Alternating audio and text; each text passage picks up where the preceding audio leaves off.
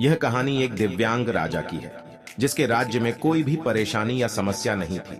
सभी लोग उस राजा से बहुत खुश थे और ऊपर वाले से धन्यवाद करते थे कि इतने अच्छे राजा को उनके जिंदगी में भेजे हैं। वह राजा दिव्यांग था, उसकी एक आंख नहीं थी और एक पैर नहीं था, लेकिन फिर भी राजा को इस बात का कोई मलाल नहीं था। एक दिन राजा अपने महल के गलियारे में घूमते हुए अपने पूर्वजों की लगी तस्वीर को देख रहा था और सोच रहा था कि मेरे पिताजी इतने शूरवीर थे, उनके पिताजी इतने शूरवीर थे, हमें इतने शूरवीर खानदान में जन्म लेने का मौका मिला, यह ऊपर वाले का धन्यवाद है।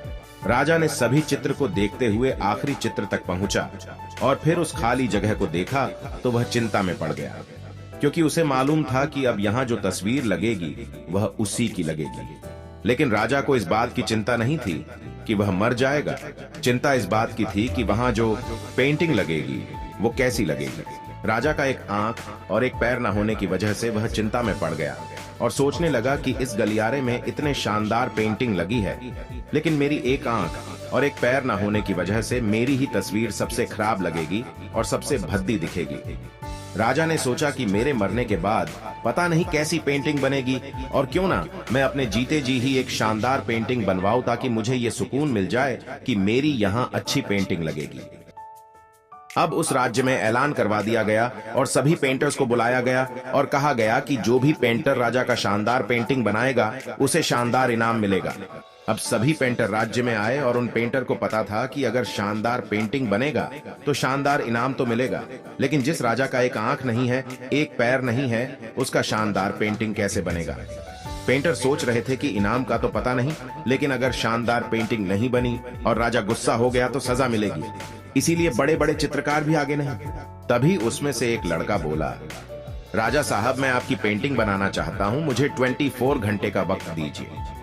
अब सभी बड़े बड़े पेंटर हैरान हो गए कि ये लड़का क्या पेंटिंग बनाएगा, और अगर राजा को पेंटिंग पसंद नहीं आई तो इसे सजा जरूर मिलेगी। राजा बोला, ठीक है, आप बना करके आइए। अगले दिन वह लड़का तस्वीर बनाकर लाने वाला था और दरबार पूरी तरह से भर चुका था। लोग दूर दूर से ये देखने के लिए आए थे कि वह लड़का कैसा पेंटिंग बनाकर लाएगा। अब लड़का जब उस राजा की पेंटिंग बनाकर लाया तो लोग आश्चर्यचकित रह गए। सब लोग जोर जोर से तालियां बजाने लगे, सिटी बजाने लगे, और जब राजा ने उस पेंटिंग को देखा तो वह खुश हो गया और बोला कि वाह, इससे अच्छी पेंटिंग तो इस पूरे गलियारे में नहीं है। राजा ने उस लड़के को बहुत सारा इनाम दिया। अब आप सोच रहे होंगे कि उस राजा की क्या पेंटिंग बनी होगी जिसकी एक आंख नहीं है और एक पैर नहीं है, कैसा पेंटिंग बना होगा।